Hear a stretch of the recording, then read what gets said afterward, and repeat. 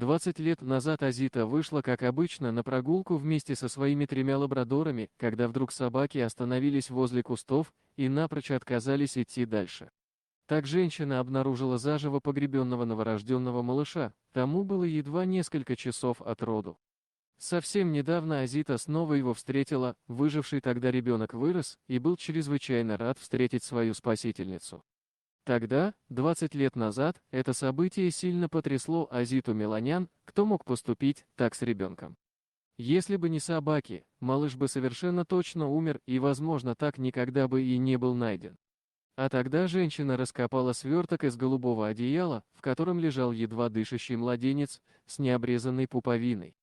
Азита вспоминает, как она побежала обратно к машине, чтобы запереть собак и взять телефон, как начала позвонила в полицию, а связь все обрывалась и обрывалась. Тогда Азита остановила проезжающий мимо автомобиль и, рыдая, попросила водителя дозвониться хоть до кого-нибудь. Она одновременно пыталась очистить лицо ребенка от грязи и, плача, умоляла его держаться и не умирать. Малыш тоже плакал, но было видно, что сил у него мало. Вдруг малыш взялся своей ручкой за мое запястье и перестал плакать, рассказывает Алита. Это было так эмоционально. Боже, каким же больным должен быть человек, чтобы сделать вот такое с ребенком? Он был таким маленьким, у него даже до сих пор была не обрезана пуповина. Водитель вызвал местного шерифа, и когда тот прибыл с помощником, они моментально вызвали парамедиков по специальной связи. Все было очень быстро, они не медлили, сразу же забрали ребенка. Когда ребенка доставили в больницу, его температура была всего 26 градусов. Но малышу удалось выжить, хотя врачи называли это чудом. Тогда, в 1998 году, эта история разлетелась по всей стране. Люди стали присылать игрушки, подарки, одежду и перечислять деньги, чтобы помочь этой крохе. Азита несколько раз приходила к мальчику, смотря на него через стекло, пока тот лежал в инкубаторе. Женщина не решилась усыновить мальчика, так как эта история была тогда у всех на устах, и Азита побоялась, что это привлечет к малышу ненужное внимание. В больнице мальчика называли малыш Кристиан.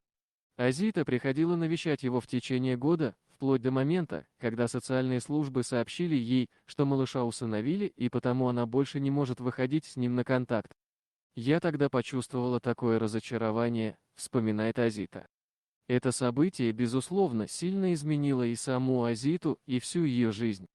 Она организовала благотворительную организацию «Дети одной планеты» и в рамках этой организации стала помогать сиротам по всему миру.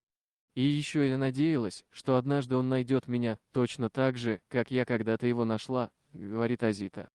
Надо сказать, что полиция тогда в 1998 году пыталась также найти маму мальчика. Они ходили с собаками по следу, опрашивали жителей всей округи. Маму так и не удалось установить, хотя она звонила сама в полицию и больницу и спрашивала, какие последствия ее поступок может означать для нее и все ли хорошо с ребенком. Мальчика усыновила семья из Калифорнии.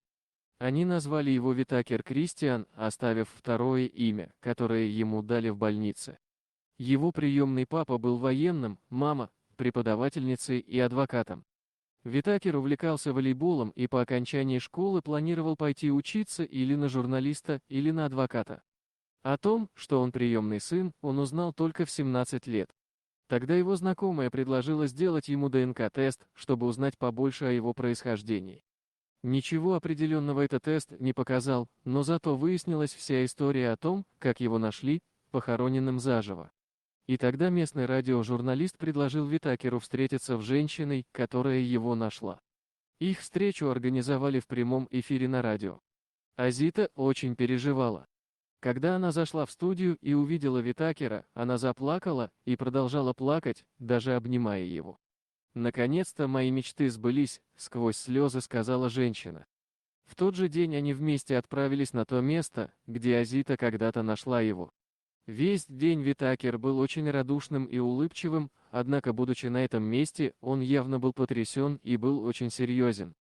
«Это могло бы быть моей могилой», — сказал парень. Витакер признался, что он не в обиде на свою мать. «Если все, что она могла придумать, это оставить меня тут, что ж, может, это и к лучшему. Вырастить меня она, видимо, все равно была не способна. Сейчас парень присоединился к благотворительной организации Азиты и помогает ей в ее работе с сиротами. «Я мать для тех, у кого никого нет», — говорит о себе 68-летняя активистка из Индии. Она вырастила более 1400 детей, оставшихся без семьи, помогла им не только получить образование, но и создать собственные счастливые семьи. Дорогие друзья, если вам понравилось видео, поставьте лайк, а также подписывайтесь на канал, где найдете еще много интересного.